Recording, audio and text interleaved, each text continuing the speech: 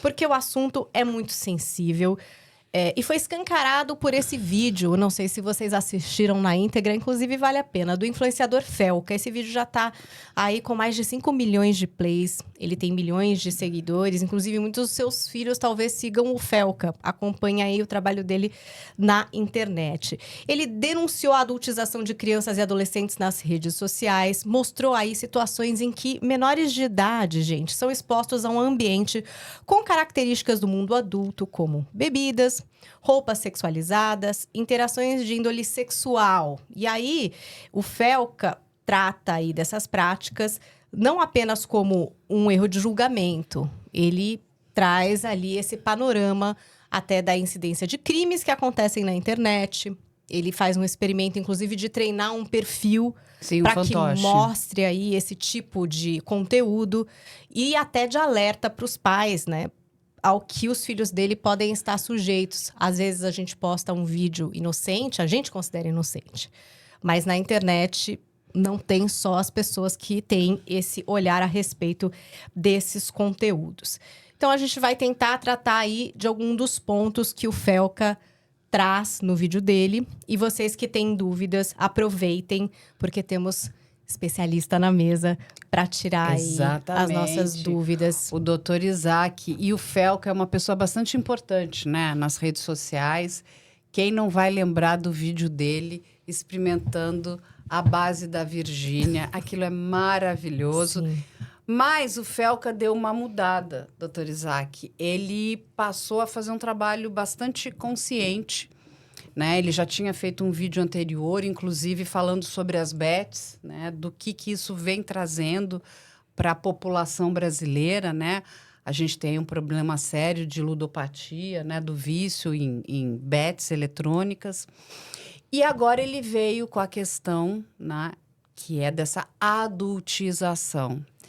E a gente pode aqui trazer, né, várias questões também jurídicas, eu vou trazer para vocês, mas eu acho que é um momento importante da gente debater essas questões do que acontece, né, com a mente humana, se essa questão da adultização sempre existiu ou ela está mais, vamos dizer, permeável agora. Eu acho que o doutor Isaac pode explicar para a gente. Se a gente for na lógica que o Felca usa no vídeo dele, ele começa exatamente só por essa questão da adultização. Então, por exemplo, crianças falando sobre negócios. As crianças coach, né? Explicando como é que se ganha dinheiro. Então, ele começa aí perguntando, puxa, essas crianças deveriam estar nesse lugar, com essa conversa, num podcast, assim, ele até mostra algumas configurações de podcast, ou deveriam estar brincando, socializando, aprendendo com as suas famílias. Como que o doutor enxerga? Bom, como eu venho do aceita que dói menos, aceita, na nossa aceita a gente não contesta a realidade. A gente procura entender por que a realidade acontece e o que leva a ser desse jeito. A abordagem de a gente brigar com a adultização, eu acho que não faz sentido, porque a adultização é apenas e tão somente a consequência de todo um processo muito profundo de interação humana.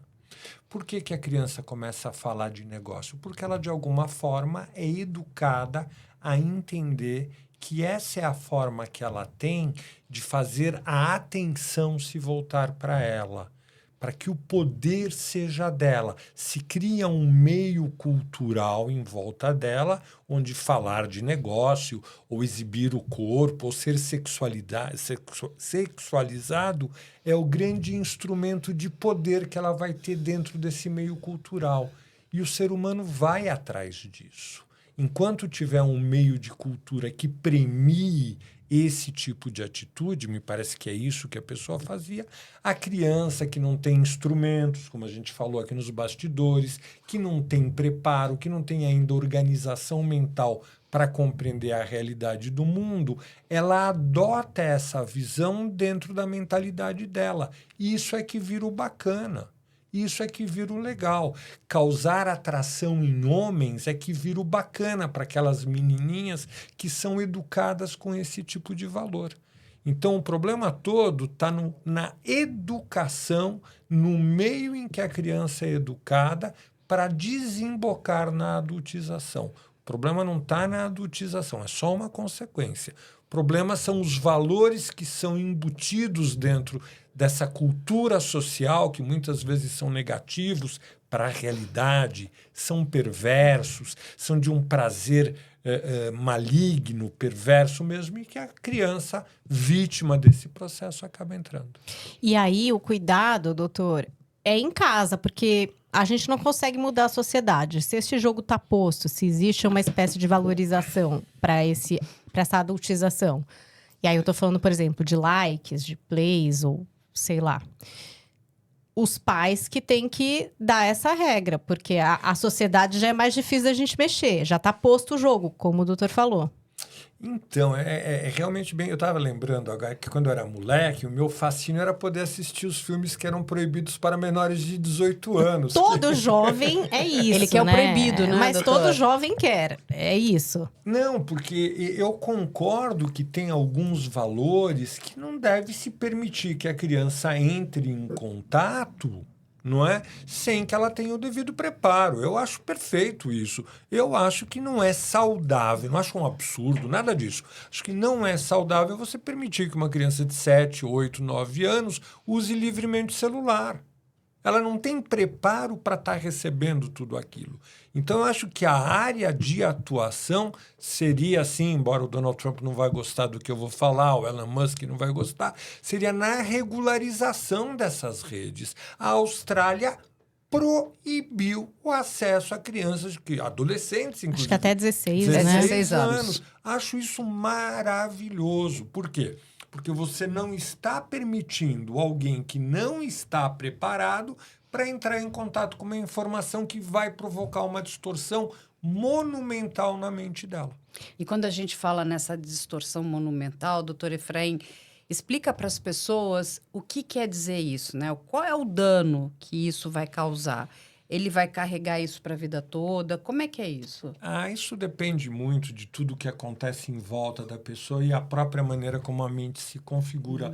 Às vezes é uma coisa passageira e às vezes fica um trauma irreversível. Depende muito da natureza da pessoa. Mas é ruim, é nocivo, é passível, eu não gosto de proibição, mas é passível dessa proibição para proteger alguém que não tem preparo para estar lidando com isso. E quando a gente pensa também, né, na questão da rede social e da internet, porque a internet ela é um local onde você pode fazer pesquisas incríveis, encontrar informações maravilhosas, eu sempre digo isso. Mas ali também a gente tem um esgoto, tem coisas muito boas. Como na vida, né? E tem coisas muito ruins.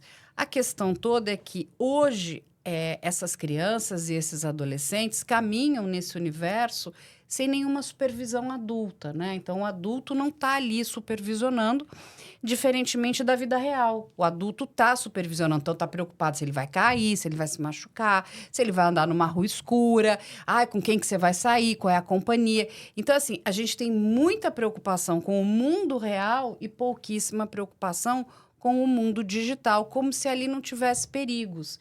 E os perigos são... É verdade, e ele é muito novo, né?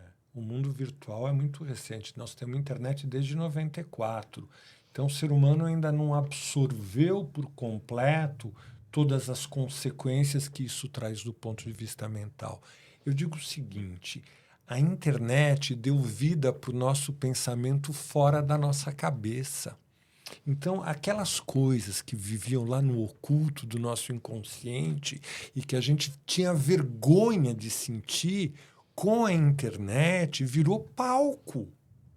Então, a pessoa pode ser, então, um cara que tem, por um azar da vida, tem algum instinto assassino, tem uma coisa de querer matar, ela vai lá na internet, ela encontra palco, ela encontra gente com quem ela divide esse tipo de sentimento. Então, a mentalidade dela, que vivia oculta, ganhou um espaço fora, de troca, e isso dá volume. Você estava reclamando tanto da intensidade disso, a internet faz isso globalmente com todas as características mentais humanas. Ela multiplica. Carla, potencializa. Uma das coisas que o Felca fala, e eu acho que é uma briga sua também, é a coisa da regulamentação. Sim. Porque ele treina ali um perfil, mostra como é fácil treinar para um perfil que traga crianças hipersexualizadas.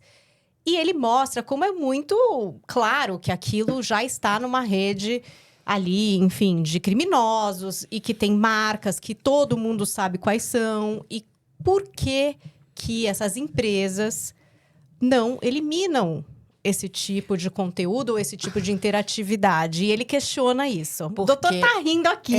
Porque vão ganhar menos dinheiro, só isso. Mas é uma cobrança que ele faz no vídeo. As pessoas estão aqui até perguntando, o que o Felca falou no vídeo? Então, vou tentar trazer parte a parte pra gente esclarecer eu aqui. e o Felca estamos juntos, né? Assim, de coração, de corpo e alma aqui. E o que o Felca tenta mostrar... Então, antes até explicar o que ele fez. O que ele fez é um experimento que se chama fantoche. Eu acho que vale super a pena os pais tentarem fazer em casa também. Que é o seguinte, as plataformas de comunicação, elas dizem que tem ali uma idade mínima. A idade mínima seria 13 anos. Então, lógico que essas crianças mentem. Tem crianças ali com 10 anos... Mesmo porque não tem nada que você tenha que apresentar para validar a sua idade, né? Você diz que tem 13 e você poderia entrar. Mas o experimento, eu acho que vale para os pais tentarem fazer em casa, é o seguinte: cria um perfil de uma menina, diga que você tem 13 anos. Escolhe ali um nick, uma fotinho, um anime, uma coisa né, para você colocar na sua bios. E o que está acontecendo dentro de casa? Até é legal para o doutor Efraim também pensar aqui junto com a gente. Hoje, os assuntos tabus precisam deixar de ser tabus. É lógico que a gente vai conversar com os nossos filhos dentro da idade deles. Eles têm muitas curiosidades, Paulinha, e as pessoas que estão ouvindo. Eles querem saber sobre morte, eles querem saber sobre drogas, eles querem saber sobre sexo, eles querem saber sobre suicídio. São todos assuntos que nós temos muita dificuldade de falar com os nossos filhos. Porque como é que pensa, né? Vou me colocar como mãe aqui. Se eu não falar, pode ser então que, sabe, ele não chegue perto, nada vai acontecer. Mas quando eu não falo, eu deixo essa curiosidade, eu digo, nós já fomos jovens, né? A gente até falava aqui um pouquinho antes. Já fomos criança, inclusive. A gente vai procurar. A gente vai em algum lugar para poder procurar. Na época onde revista, era não o máximo, tinha internet, você queria saber sobre sexo, você ia procurar na casa de um tio teu que tinha lá umas revistas, né? Estavam todas meio coladas, mas eram aquelas revistas. Hoje, isso está amplamente divulgado. Então, quando a gente não procura, quando a gente não fala, alguém vai falar com o teu filho. E aí, só que eles buscam informação hoje, não é mais no Google. As informações, eles saem para esses jovens e adolescentes aqui das plataformas. Então, eles vão colocar ali, faz o perfil de uma menina de 13 anos e escreve suicídio. Que é a curiosidade que ela tem. Ela quer saber sobre suicídio. Em casa, a mãe não fala, o pai não fala. É assustador o que vai chegar na mão de uma criança de 13 anos, porque ela declarou que ela tem 13 anos. Esse é o experimento que o Felca está fazendo. Então, vão chegar ali imagens de pessoas se matando. Agora, você acredita que uma criança tem capacidade de entender essas imagens, porque são imagens de muita violência? Ou ela quer saber sobre sexo? No Twitter tem as subcomunidades, que é o X. E eu sou uma pessoa super liberal, mas assim, são imagens que são extremamente chocantes, porque aí é sexo com violência. Então, eles começam a achar que sexo está ligado à violência. Aí você procura sobre drogas. Então, assim, e quem está conversando com seu filho não é você, mas é alguém que está ali dentro, programado, porque ele entende o seguinte: poxa, ele quer saber sobre droga, sexo, suicídio, então o algoritmo vai começar a te entregar mais do mesmo, mais do mesmo, mais do mesmo. Por quê? Porque nós não temos aqui, por que é importante a regulamentação das plataformas, a transparência algorítmica. A gente não sabe como o algoritmo funciona para a gente. Isso vai funcionar para absolutamente tudo. Então, se eu gosto, por exemplo... De crochê. Vamos usar um exemplo. Tudo vai aparecer. Gente, todo mundo faz crochê. Não é verdade. Dá uma impressão, né, de que o mundo Exatamente. inteiro agora só está... faz crochê, porque você botou lá crochê, sei lá, cerâmica. Todo mundo tá fazendo cerâmica. Ah, eu coloco, sei lá, roxo. Todo mundo gosta de roxo. Não, eu escrevo que eu sou católica. Só tem católico no mundo. Isso não é uma verdade. Porque o algoritmo, ele vai te entregar mais do mesmo. Porque ele não quer que você saia da plataforma. Ele quer te dar aquela coisa que te dá conforto. Ah, então se ela gosta de crochê, ela é católica, ela gosta de vinho, então vou entregar. E do mesmo jeito para as coisas ruins. Para as crianças. E aí eu te digo, quando você não paga nada, o produto é você, gente, né? Essa é a lei da publicidade. É de graça porque você é o produto. Então, quando uma plataforma vem com a bravata, porque nós vamos embora do Brasil, eu repito, eu viro mico de circo o dia que uma plataforma for embora do Brasil. Quando uma foi banida, quase, né? Foi o caos nos Estados Unidos, porque nós somos mercado. Não só mercado, nós somos um grande laboratório de experimento para eles. E todos os nossos dados, porque se tem algo que é muito valioso, que vocês entendam, são os nossos dados e nós entregamos isso de forma gratuita. Então, o que se pede? Transparência algorítmica, para a gente entender por quê.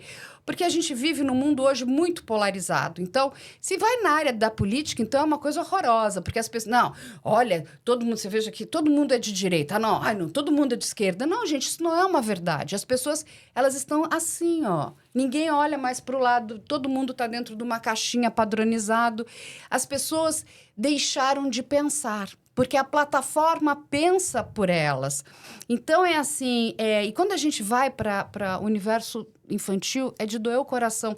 Porque é tudo muito rápido. É tudo muito rápido. E isso, as crianças pararam de querer consumir conteúdos complexos. Porque, não, é chato. Passa. Rapidez. Tem que ser 10 segundos, 15 segundos, 20 segundos. E coisas difíceis, né? E por isso que nós precisamos aprender coisas complexas para a gente poder, lá na frente, conseguir ler um bom livro. Entender o que tem naquele livro. Porque senão alguém vai pensar por você. Então, a regulamentação, inclusive, é para que a gente tenha de volta essa informação. Agora, é lógico, dado... Desde o consumo de que água eu gosto até o nível de violência que eu estou consumindo, está sendo capturado. Agora, o que eles estão fazendo com esses dados? Inclusive os dados de violência. A gente não sabe. Eu não sei. E aquilo está sendo guardado, está sendo armazenado. E são muitos dados que nós entregamos, são bilhões de dados que o Brasil entrega diariamente para essas plataformas, sem nenhuma transparência, sem nenhuma contrapartida. E aí a gente tem que entrar até na questão da nossa legislação, que a gente está falando de pessoas que são vulneráveis. Menor de 18 anos é considerado vulnerável. Ou seja, ele está embaixo do Estatuto da Criança e do Adolescente. Nós precisamos preservar, inclusive, né, o meio em que essa criança está ali, né? Então, assim, de novo, agora a gente precisa também da ajuda dos pais. Volto aqui, passo até a palavra para o doutor Isaac, porque o que eu penso? Da necessidade que os pais, hoje, dialoguem com seus filhos, porque os pais não dialogam mais, entregam um celular para a criança não encher minha paciência, entregam um computador, porque acha que isso aqui é inofensivo, e isso aqui não é inofensivo. Não é minha especialidade, né? Eu entendo um pouco da mente humana e entendo um pouco das projeções da mente humana. Eu acho que a abordagem que a gente está dando para tudo isso, no mínimo, é um pouco ingênua. A partir do momento que se descobriu o poder das redes sociais, no meu ponto de vista, é meio evidente que tem determinadas pessoas que têm o controle dessas redes sociais que entenderam que criar narrativas de prazer, de poder, de proteção, captura a mente do ser humano. E eles já sentiram isso, e eles já estão ganhando muito dinheiro com isso, e eles já estão ganhando muito poder com isso, poder político. A guerra está na questão política. Então, eles não vão permitir que a gente regularize tão facilmente assim as redes sociais.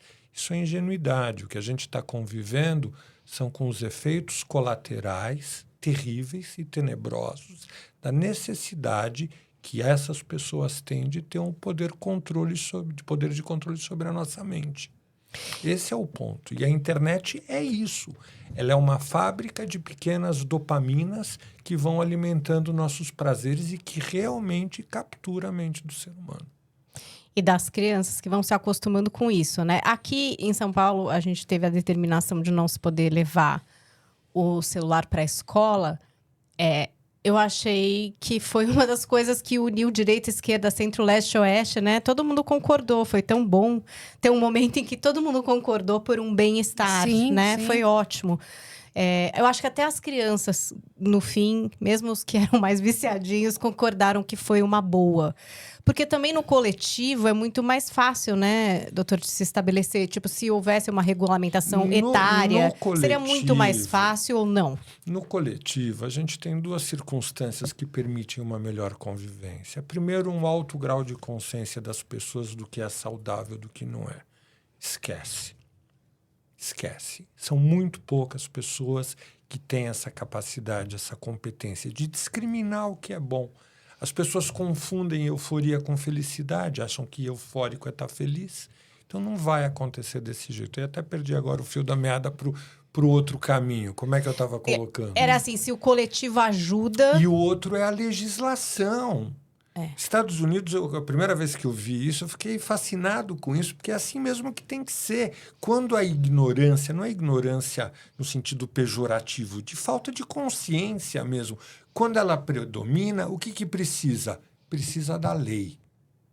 E lá nos Estados Unidos é muito legal. Está escrito lá, it's the law, fim de papo, não tem conversa. E só isso de verdade, do jeito que o ser humano está caminhando, vai evitar que essas coisas possam acontecer. O ser humano, em particular, acho muito injusta a sua crítica para com os pais. Os pais não têm consciência, como a Paula falou, do perigo que isso traz, que isso representa, e pior ainda, também não pode criticar. Eles são egoístas o suficiente para não querer largar o prazer dele para ter que ficar sacralmente ficar cuidando do filho. Eles também são vítimas, às vezes. Não, eu são também, vítimas. gente, muitas vezes Não, já todos fui nós vítima aqui. colocamos assim. Então, vou reformular. Não estou colocando a culpa nos pais, né? Até porque todos nós viemos do eu acho que universo culpa analógico. não, mas é uma responsabilidadezinha aí, hein? A Mas- gente tem uma Mas responsabilidade. tem pai que é egoísta. Vai fazer o quê? Ele Ah, não então. tem É o quê? saco, não tem paciência, teve um dia trabalhoso. Eu acho que a responsabilidade... Tem alguns que estão exaustos também, Pois né? a responsabilidade seria realmente da lei. Então, mas o que isso acontece? também Quando a facilitaria. gente para pensar nisso, isso é um bom ponto, porque a gente está falando, nós somos, né? A gente veio do universo analógico. Essas crianças, elas são digitais. Nativas digitais. Então, nós somos imigrantes, né? Nós precisamos de letramento digital e as crianças que conhecem o universo digital muito melhor do que nós precisam de educação digital. Porque não significa que você saber mexer, significa que você tem, né, capacidades, maturidades, né? Tem cognição suficiente para saber lidar com tudo aquilo que você, inclusive, está vendo. Mas, por outro lado, o pai também não entende, a mãe também não entende onde o filho está. Mas a questão é que, para mim, não é uma questão de responsabilidade, doutor. Porque, assim, nós fomos crianças. E eu posso dizer por mim, eu fui uma criança trabalhosa. Eu não ficava quieta, eu estava aqui, estava colar. Então, assim, mas o tempo que eu estava com a minha família era, de fato, ali. A minha família tinha que se dedicar ali. Ah, porque eu dava trabalho. Mas nem todo mundo é capaz, cara. Não, mas deixa eu só concluir meu pensamento. Então, assim, hoje... O que eu vejo muitas vezes é que a primeira coisa, você leva uma criança, a criança ela está pedindo, ela está implorando por atenção. Aí ela não consegue. E aí o pai fala, toma aqui. Aí ela já liga e fica. Aí a criança está hipnotizada aqui, deixou a família em paz. Então, assim, é um egoísmo muito grande. Entende? Porque, assim, a decisão, inclusive, de ter filhos, né? Estamos falando das famílias...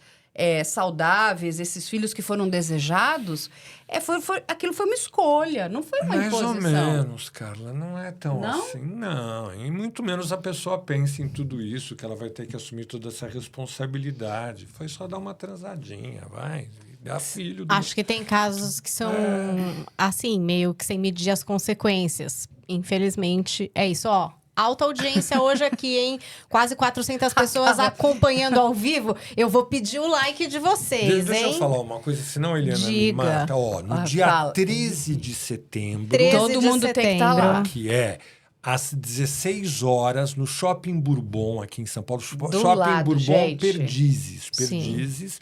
Eu vou estar autografando, porque vai ser o lançamento e a tarde de autógrafos do Aceita Que Dói Menos. Tá dado o recado pra vocês, hein? 16 de setembro? 13 de Eu sou setembro, eu às com nome e 16 data. das sou uma coisa. 16 13 às de 20 horas. setembro, das 16 às 20 horas, E se no não- Bourbon. No Bourbon, Isso, na livraria? Livraria Paisagem. Chama Paisagem. Paisagem. E ó, e se não aparecer ninguém, eu vou fazer que nem aquela menina da Bienal do Rio que chorou e fez um vídeo que Não, ninguém imagina, apareceu. E depois não, todo mundo Vem cá, eu sou amiga do doutor Efraim, eu vou ser uma das primeiras a estar lá. Já vou estar lá, quero meu livro autografado, hein? Tá bom.